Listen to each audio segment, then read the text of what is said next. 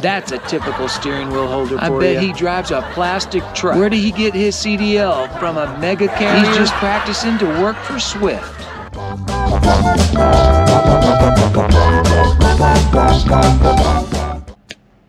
And just like that, all your hard work goes down the drain. A while back, I told you guys that I had put a trailer in a ditch, and I would tell you guys about that. Well, I guess this is the video that I'm going to tell you about that day. And then I'm going to explain the beginning of this video. I was working for CRST at the time, and I had probably been driving a truck for 5 months. When I worked for CRST, I rarely drove past my parents' house. Rarely. As a matter of fact, I can count twice. And on the second time that I was going to go by their house, I had called my parents and said, hey, I can't stay, but maybe we can do a 30-minute and have dinner. And there's a Brahms that's right off the highway there. It had some truck parking, RV parking. My co-driver was sleeping, so I figured it was not going to be a big deal. For whatever reason, when I exited the highway and I was going to make the right turn, there was a car behind me. And I don't know why, but I panicked and thought that that car, because I needed to swing wide, would cut down the right side of me.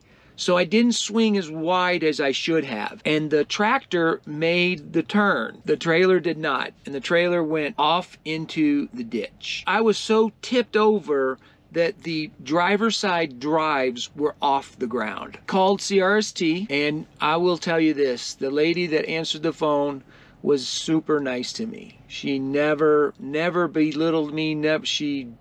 She was very calm and very good with what she did. And I really wanted to cry, to be honest with you, because I was very embarrassed and I just didn't believe that I would ever do something like that. And so she says to me, she goes, hey, is the trailer damaged? I'm like, no. Is the tractor damaged? I was like, no.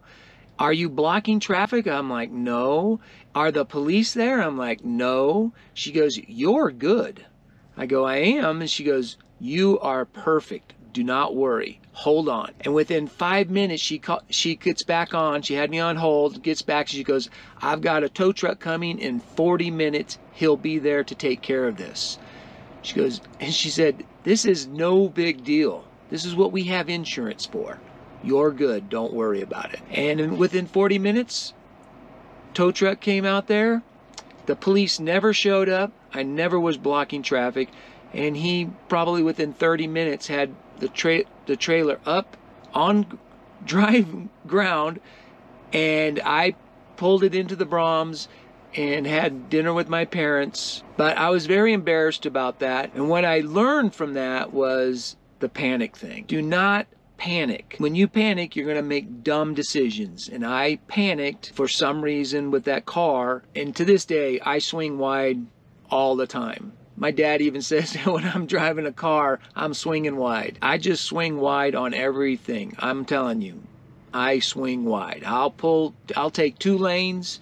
I'll block traffic and I'll take 2 lanes to swing wide. I promise you. I do it all the time. So I'm very, very conscious about how I drive from that situation. I'm always looking. I'm always paying attention.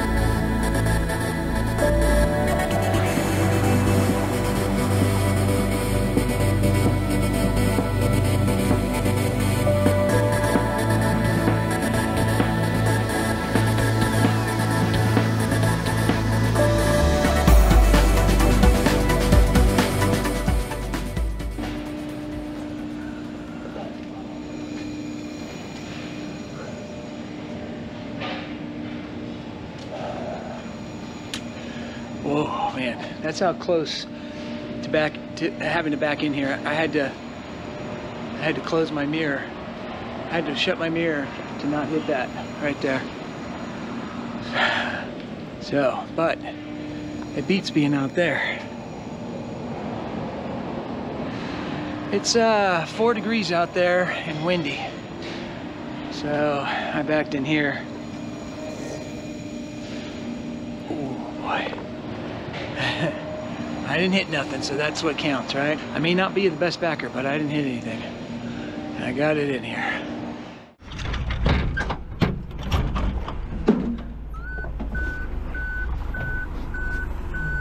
Guy told me, he goes, hey, I'm going to take the front ones off outside, so get your tarps off. I'll take those off with the forklift. And then what I want you to do is back in and we'll take the rest of it off with the overhead crane. No problem. And that was a tight maneuvering to get in there. So I backed in there, got out of my truck one time to look to make sure the passenger side wasn't hitting that yellow pole or anything. And I wasn't, and I got in there. When I got into that dock, the nose of my truck right at the windshield forward did not fit in there all the way. So I was butted up against the end of the dock, but the truck was sitting out, the front end of my truck was sitting out in the outside. So the garage door couldn't come down. So I didn't think about the garage door coming down at any point because you couldn't bring it all the way down. So he unloaded me with the overhead crane and everything.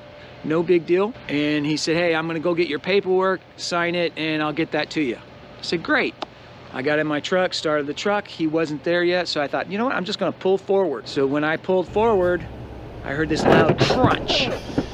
And man, it scared the crap out of me because I did not know what was going on. As that crunch happened, I kind of looked to my left. I'd already, you know, I get in my truck, I always look in my mirrors, make sure there's nothing hanging out or anything like that. And as I did, I saw my CB antenna just bent back like that. And I was like, what? It was all quick. It was very quick. And I was like, holy crap, the garage door.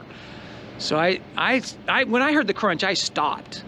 And so once I realized the garage door was in the way, which I don't know why the garage door was in the way, I reversed it back off of it. And then after that, it was just downhill after that. At some point when I backed in and shut down, he lowered the garage door a bit, but he did not lower it in my eyesight. I have no idea why he lowered the garage door at all, but I did not see him lower the garage door. And I drove forward. So, and I screwed up. I don't know, you know, what I could have done better. I mean, I know the next time I'll be looking out the window at garage doors from now on. There's no doubt about it. But man, my truck was sticking outside. Why do you shut the garage door?